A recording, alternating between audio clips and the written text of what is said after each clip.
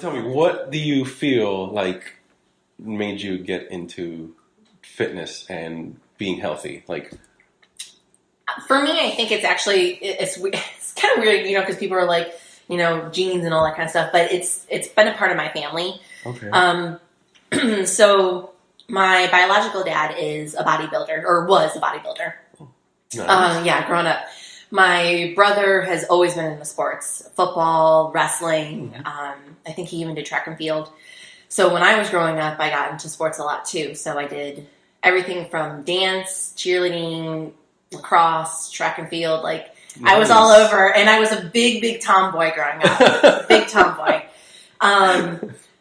And then, of course, you go off to college and, you venture off and get into partying and stuff like that. And then it got to the point where, I was diagnosed with diabetes when I was 10. Okay. 30 now, so I've had it for 20 years. Of course, when you're younger, you don't really know technically the ins and outs. It's all trial and error. But what happened for me was when I was in college, I wasn't taking care of myself. Okay. I probably was at my heaviest in college. I think it was 185, which doesn't sound heavy to people, but like when you look at somebody who has it, Yes. And then being a diabetic, my endocrinologist was just like, listen, I don't know if you're eating like the ramen noodles and because you're a college student, but she's like, you gotta stop. And so it was kind of like, okay, like I really do need to get myself in check. So I decided that, UNC Charlotte was where I went to school. So they had all sorts of fitness classes, and I started doing like a cardio hip hop fitness class and fell in love with it. And basically from then on, it was just like, I just continued it. I just kept going on the fitness path, and the cardio hip hop class, and because of my dance background, it basically motivated me to get my group fitness certification. Yeah. And I was like, well, I don't know where I'm going to go with this, but I'm going to do it. I'm just going to do it. And surprisingly, I passed with flying colors. I wasn't expecting to. I mean, like maybe on the practical, I felt like it, but on the actual exam, I was like, oh. Yeah. But I did really good. And from then, I just was like, okay, well, I'm going to rent out a studio, see what happens. I talked with friends. I had friends and family come visit my very first day and attend the class. And kind of, starting off teaching one class, you kind of learn how to like grow with it and what is right, what is wrong kind of thing, and how you're doing it. And even doing that, teaching classes, it helps you stay in shape and maintain an ability, but it also like encourage you to keep that up when you're seeing how much you're impacting other people's lives when you're doing it. Like I've taught all ages. I remember I used to teach at Blast Fitness. Nice. Loved it. Absolutely loved it. And I remember I had this like 7-year-old woman who was taking my classes, and some of my stuff was not easy. It was very high cardio, but I always told them beginning of class what they could do. And, just having someone come up to you and tell you like, I love your class. Like, this is great. It just kind of keeps you on that fitness goal and continuing that. And even though I don't teach now, just having my son now, it's like you want to be healthy and fit for him and your family in general, because there really is no downtime. So you got to be able to keep going. Yeah. So that sounds like that's your why. Yes. Of why you do. Yeah. What you do, like it's like every, I don't know if you say milestone or every couple of years, it was like always something different of why I stay in shape or why I do what I do. And, in college, it was because I was diabetic. And then as I got into my 20s, it was because I want to teach classes and help other people improve. And you can't show other people how to improve if you can't improve yourself. And then it was, now my age, it's my son. So it was like something every couple of years. That's really good, though. That's fantastic. Mm-hmm. Like, you have a really good overall, and the background that you have with your family. Mm-hmm. Your dad was a bodybuilder, that's amazing. Yeah, I mean, it's cool like to see it and like everybody go through it and stuff like that. Lord knows I don't want to do that. Yeah, it's very intense. But one of my friends she lived in Buffalo. She actually moved out to Sacramento, California, and where she met her husband and everything. And they actually did shows together. So they would train together, work out, and they had, coaches and stuff like that. And she's actually won a couple of shows out there and stuff. So she got very big into it. That's awesome. So yeah. That's awesome. See, and you can have those type of other people that are not like maybe not role models, but they're good positive influences in your life. Yes. That you've seen that, so that's become your normal of you know what, I gotta work hard. Yeah. That's what my family's done our whole life. That's what we do. Yeah. And that's fantastic that it keeps you that way. That's really, really good. Yeah. Okay, so with the fitness studio you had, give me like one of the funniest stories you've had with that, if you have one. I don't know. I'm trying to think. I don't know. Like, just overall, like when you have your friends come to a class, it kind of makes you a little bit more hype because it was literally, I mean, it's been called all different things. Cardio hip hop. I've had it called Twerk Fest, even though there wasn't even twerking in it. I mean, like I've had nice. high-low, dance it off. Like I've had everything. It's called, somebody always called it something different, whatever. Yeah. But when your friends come, it just kind of becomes like a party. So, it's too hard not to laugh, and it's too hard not to like, I had my mom in one of my classes, and seeing my mom dance, it made me laugh. And, so those are the funny moments for me, sure. just like seeing like my family and my friends do what I love to do. But if people got two left feet, it tends to be comical. I bet. And it's good that you have family and friends there, because sometimes people, just because you're a family member, they're like, yeah, I'm sure they're doing okay, or it could be like, no, it's fine, because they may feel that intimidation. But that's good that you have family and friends that used to go there, and your mom. That's awesome. Oh yeah, that's really good. Did you have a worse client interaction? Actually, you know what? Let's go back to the funny one because I just remembered something. Yes, awesome. Yes. Okay. So I used to teach for, I guess it was like a corporate office. They would hire fitness instructors, and they would send us out to companies that actually had gyms in their building. Yep. So this one company, I don't remember the name of that, but I would have to travel downtown and in the lower level of the building, because it was kind of like a government building almost. The lower level of the building was a gym, and in that gym area, they had like a small rinky-dink classroom.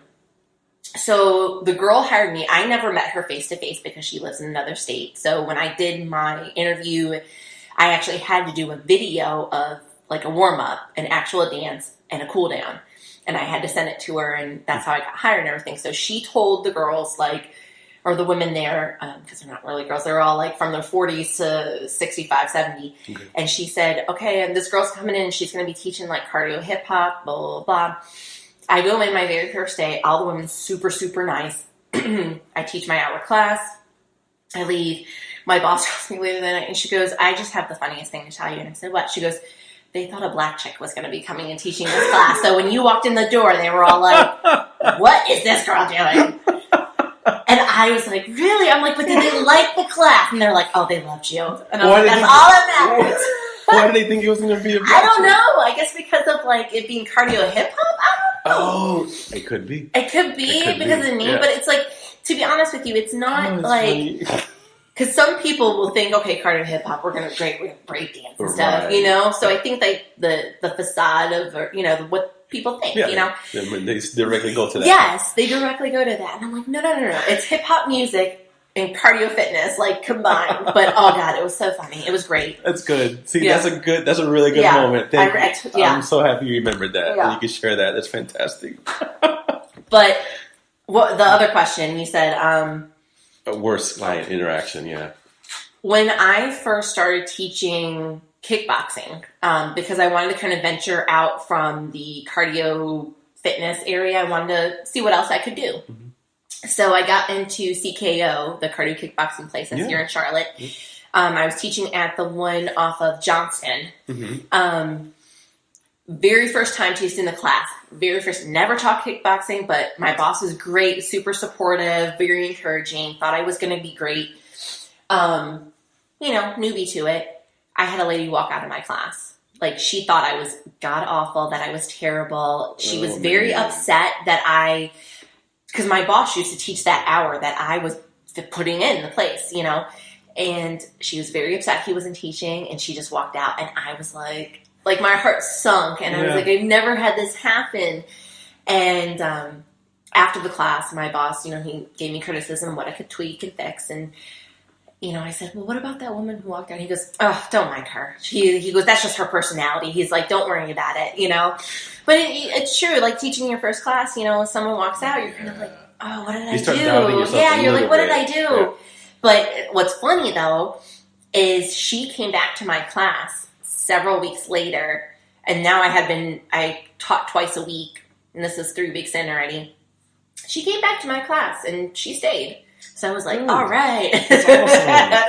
But yeah, that first time teaching it, it hurt. Yeah, it does, because especially if it's your first class and that happens. And I was already nervous, as all nervous can be. Yeah, of course. Because what happens is CKO, they have 2 bags, rows down the side. Mm-hmm.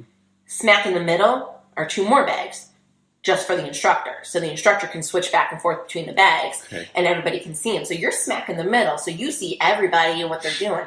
So when you're trying to teach and you just see corner of your eye someone walk out, you're kind of like, oh gosh, what did I do? So, but I mean, to be honest, things like that happen in all fitness classes. Like I've even gone to a fitness class and been like, it's a sub, I want my usual person, Very true. Yeah. But in all actuality, you have to give those people a chance. So, because their style may be different and it may be better and might work something you didn't realize you even had. Exactly. Yeah, it's true. Because then you're used to that one person. Mm-hmm. So then even though this person's good, you're just like, oh, they're not my normal moves or whatever. And then you feel like they're not that good. But actually, you being on that side of it, it's really good. Exactly, you being on that side of it now, like it makes me think back even to in college when I used to go to some of the classes and my usual work there, and I'd be like, I'm leaving. Yeah, like, this guy sucks. And now I'm like, I feel so bad, Yeah. So, but that was probably the worst one. Okay, so. And that's where you need a good, strong mindset, where you're like, you know what, it's okay. So it kind of encourages you though too, because it's like, okay, all right, maybe I should work on something or something. That's good. That's awesome. Yeah. Well, thanks for sharing that one too. Mm-hmm. I'm glad you remembered that one also. So then, what type of message would you like to send out to everyone that's listening? I guess my thing is that there's never a wrong time to start. I mean, some people think, I'm 70 years old. I can't do anything. I'm too old to do this. Or I'm 30 years old. I can't lose this weight. Or, just stop. Don't find an excuse. Mm-hmm. Just do it. I mean, I have a little bit over a 1-year-old. I have my husband who's my giant baby now. But it's, you work a full 8 hours a day, 5 days a week, and then you got the weekend, and then, you're doing your mom duties, and it's hard to find a between. But I mean, even if I can't make it to the gym, I'm going to try to do a home workout, or I'm going to try to go running or something. It's never too late. Like, how people always say, I'll start Monday. Mm-hmm. Yep. Just start that day. Yeah. Don't wait for Monday. Yeah. Just start and keep it going. Once you get into the role, once you get into the routine, it's easy. Yeah, for sure. And then do you find it, I guess once you started that routine going, did it make it easier since you deal with times that you need to make sure you work out at because of the diabetes? Like, mm-hmm. Do you feel that consistency is what's helped you maintain what you're trying to do? I don't know if that is the case. I think because it's, even this week, I went running on Wednesday, mm-hmm. and then I went to the gym for a little bit today. So right now I have no consistency. But before I had a guy, there was a lot of consistency. I was pretty much working out either every other day, or I was definitely always working out on Saturdays in the morning, or I try to go after work. So that consistency helped me, because I knew if I was going to go home after working, I wouldn't want to get up. I wouldn't want to do anything. I'd still try to eat good, but I wouldn't, but I do think working out in general and being a diabetic helps out a lot. Yeah. But what people don't know is that when you're a diabetic and you work out, say you do cardio is going to lower your blood sugar. Mm-hmm. But you lift weights is going to raise your blood sugar. Mm-hmm. And a lot of people don't realize that. So when I at least go to the gym, I mean, I'm consistently checking my stuff and making sure everything's good. But in that sense, in the diabetic sense, yes, the consistency does help in that factor. So awesome. That was really good. Thank you for sharing that too, because it's really good hearing it from a person that has to manage it and deal with it every day. And then give those are good little tips that, I'm sure. Like, you'll probably see me, if you ever you run into me at the gym, you'll probably see me check my sugar. Like, I'll do a set and all of a sudden you see me, like, pull out, like, my little thing and I'll check my sugar, and if it's low, you'll just see me with a little juice box and, and then I'll keep going. So, awesome. I mean, that's one of the biggest tips I could give any diabetic is when you work out, or you're someone who wants to start working out, or you, like, even if you're type 2 and you decide you want to start working out, some type 2s have to check their sugars. Some of them may not have to, but I think if you do it consistently while you're working out, you can see the fluctuation, but you can see how it does impact the sugars. It helps them maintain a good level. Because I'm not a big fan of going to the gym and not checking my sugar. Like, even when I do 5K races, or I did 2 years ago, I did not the Spartan race. I think I did like the mud run or something like that.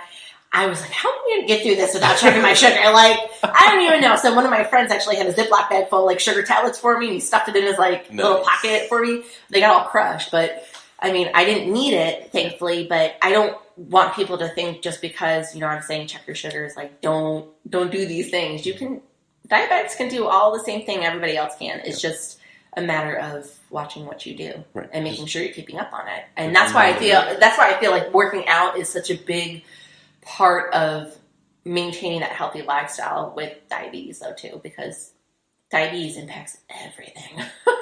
Exactly. Yeah. It's insane. Like, people don't realize how much it impacts. Like, stress, influences your blood sugar. Working out does, just everything. So, but yeah, it definitely helps out a lot, though, with working out and maintaining my stuff. So awesome. Well, this is really good. I'm really happy that you took the time to come in. Yeah, of course. So we can talk and give some really good insight on these tips and all these things, because it's really good to hear it. Like I said again, from someone that actually does manage it day in, day out, and like it's not easy. I mean, like I said, it's trial and error. But I mean, just like working out is trial and error. I stick to it. Yeah. Don't give up. That's right. Don't give up. Yeah, stick to it. That's all I can say. That's awesome. Yeah. Well, awesome. Thank you so much. You're welcome. I really appreciate you taking the time to be here and having some coffee with me. Yes, thank you. It's delicious. The time. And then, so we're going to wrap it up then, and we will talk to you soon.